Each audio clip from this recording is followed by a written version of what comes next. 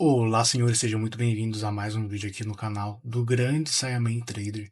E bom, senhores, no vídeo de hoje, né, a gente vai abordar um pouco do tema sobre aquilo que eu não vou levar para o ano seguinte, né? Vou destacar alguns pontos importantes aqui, beleza?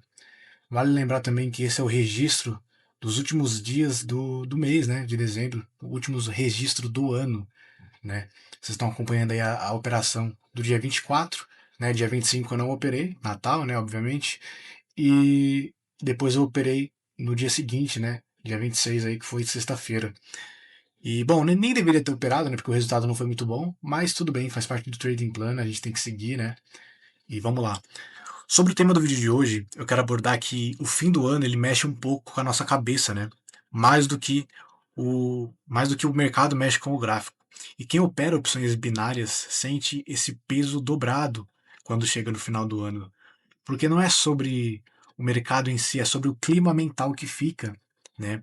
A gente meio que quer ter um fechamento simbólico em dezembro, a gente quer fechar metas, né? Às vezes falta um determinado valor e a gente quer bater a nossa meta, quer falar, quer poder falar, né? Que esse ano eu fiz tanto, né? Eu lucrei tanto e bom, na verdade a gente não pode se deixar levar por esse sentimento, porque às vezes a gente quer fazer com que o dezembro reflita todos os outros meses, a gente quer não compensar, mas de certa forma buscar aquilo que ficou para trás, né? Um atraso, a gente quer meio que fazer com que esse mês seja um mês totalmente satisfatório para fechar o ano com chave de ouro. E isso é um problema, né? Então a gente quer ter essa confirmação de que o mês vai confirmar o resultado do ano, de que se esse mês não for bom, na nossa cabeça o ano não vai ter sido tão bom também, né? E mesmo sem perceber, isso muda o jeito que a gente olha o trade, né? E bom, a semana, essa semana que eu tive foi a pior do mês, tá, pessoal? Para quem acompanha mais tempo, sabe que no meio do mês eu decidi operar, né, de forma alavancada, e eu comecei a fazer isso, né, operar de forma alavancada, dobrando a minha mão, mais ou menos no final da segunda semana do mês, né? Então a gente teve uma semana boa, muito boa. Começamos a segunda semana também muito boa. E eu já percebi um contexto histórico, né? Porque os 2 meses passados eu tinha fechado com uma assertividade abaixo da minha média, né? Tinham sido meses com uma assertividade mais baixa. E é muito difícil, cara, historicamente falando, pelos dados do ano todo, ter ali 2 meses com assertividade abaixo da média, né? E vir um terceiro mês seguindo a mesma tendência era mais difícil, né? Então eu decidi sim aumentar a minha mão, operar de forma alavancada, por conta desse contexto.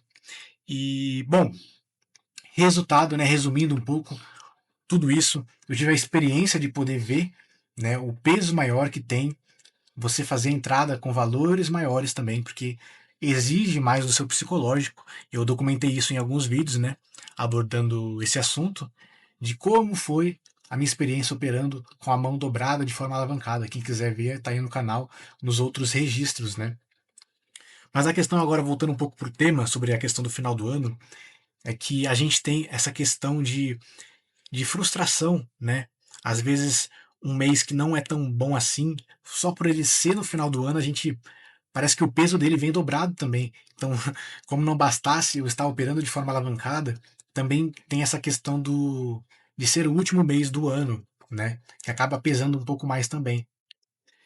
E eu quero lembrar os senhores, né, que a gente não deve levar isso em consideração, que o último mês do ano não significa nada, literalmente nada, ele é simplesmente mais um mês, como qualquer outro. E a gente não pode dar mais importância para esse mês. Então que fique essa lição para vocês, né? O conteúdo de ouro desse vídeo é basicamente esse, né? E agora eu quero comentar outra coisa também que pode ajudar muito vocês no seu operacional. Eu quero comentar sobre uma coisa que aconteceu essa semana, né? E vamos lá. Pessoal, basicamente, para quem não sabe, né, eu tenho um operacional muito bem definido. Eu faço 2 sessões ao dia, de manhã e à tarde.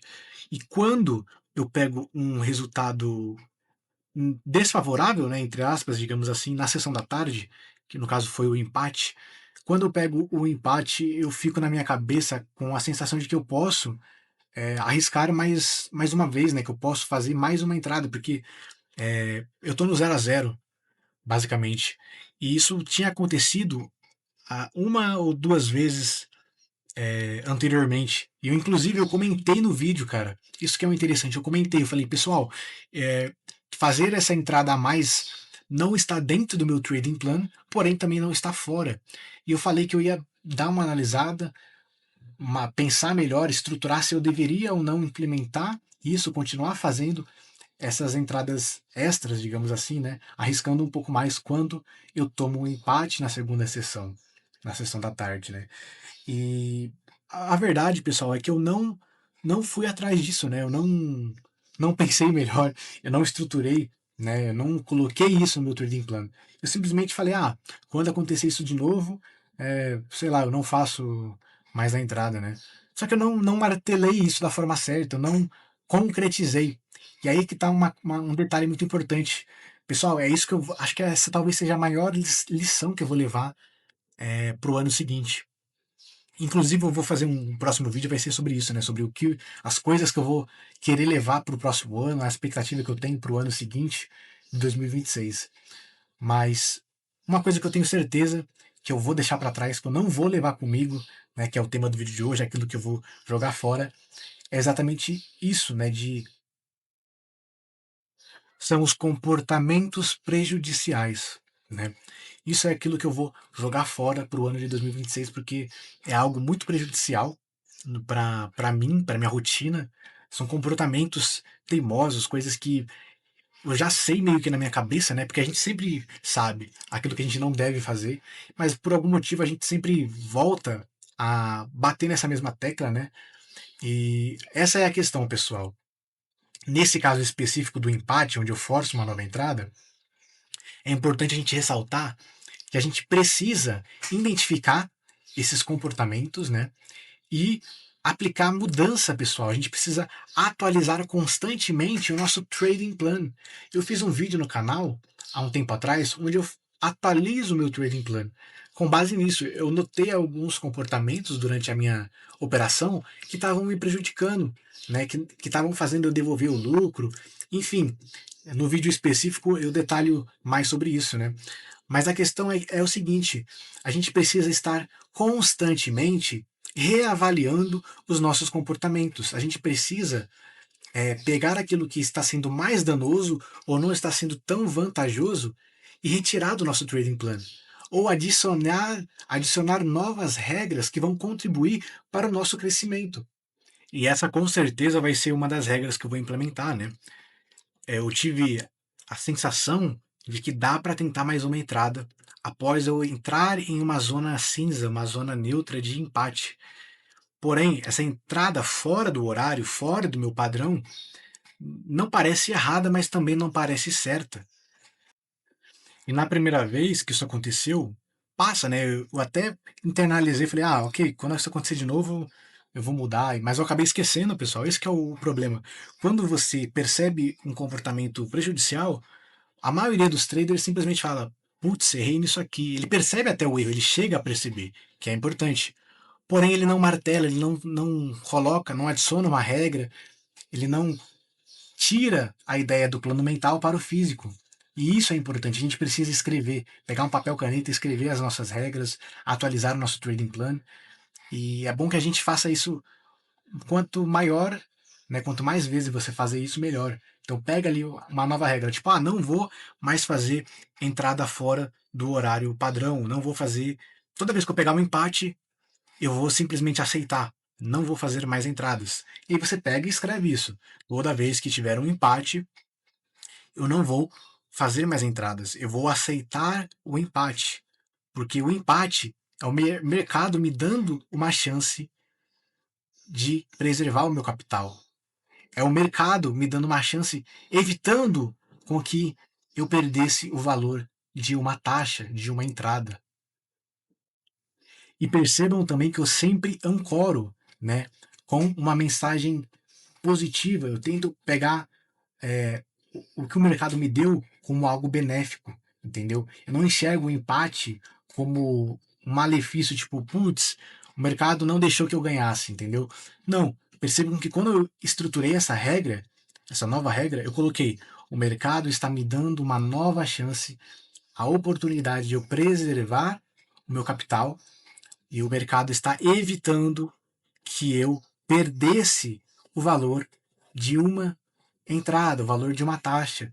Então percebam que isso é mais forte, isso fixa mais na sua mente e é um jeito próspero, digamos assim, de você poder ver essa situação, de você enxergar essa situação, né? Então você acaba ressignificando. Isso é muito importante, senhores. Sempre que possível, ressignifiquem certos comportamentos e coisas que você percebe no seu dia a dia, no seu operacional, tá? Então é isso, pessoal. Acho que eu abordei tudo que eu tinha para falar sobre esse tema, beleza? Agora falando um pouco das minhas operações, senhores, né, do resultado que eu tive nessa semana, a gente fechou a semana positivo, tá? Dentro do nosso trading plan, porém teve aquele pequeno oscilação, né? No caso, eu considero, pessoal, que foram entradas desperdiçadas, né? Porque, pô, eu tô operando com R$ 120 em cada taxa, né? E dói, pessoal, dói você saber que você poderia ter preservado, ganhado, né? R$ 120. E ao longo da semana, eu anotei e percebi que entradas. Foram três entradas de R$ 120 que eu poderia ter preservado, sabe? Que poderia ter evitado de perder se eu tivesse definido melhor essas regras no meu trading plan. Mas também, pessoal, embora eu perceba que foram três entradas de R$ 120, né? 360 reais, né? Matemática aqui. Mas enfim, embora eu perceba esse número gritante, né? De putz, olha o tanto que eu perdi. Querendo ou não, bate sim na nossa cabeça, né? Faz a gente sentir um pouco mais no emocional. Porém, também uma das minhas regras de ouro é a gente não ligar para o nosso resultado diário, né? Para a gente simplesmente ignorar o número, porque, pessoal, número é simplesmente um andarilho, né? O lucro que a gente tanto glorifica, tanto coloca no pedestal, ele é um andarilho. Hoje ele vem, amanhã ele sai, ele volta para o mercado, depois volta para você. Então o dinheiro que a gente roda no mercado, ele é um andarilho, né? Na própria palavra já fala, ele roda, ele está sempre transitando. E é importante a gente entender isso para não se apegar a esses números, né? E não deixar a ganância ou o ego falar mais alto. Então fechamos a semana positivos, foi R$ 90, né? E sempre eu tento me corrigir, porque às vezes eu penso, putz, R$ 90, cara, só isso. Tipo, obviamente não foi uma semana boa, né? Poderia ter sido melhor, com certeza, mas fechamos positivo, né? É muito melhor do que devolver o lucro ou fechar negativo. Beleza, senhores? Então é isso. Eu vou ficando por aqui. Um grande abraço do grande Saiyaman.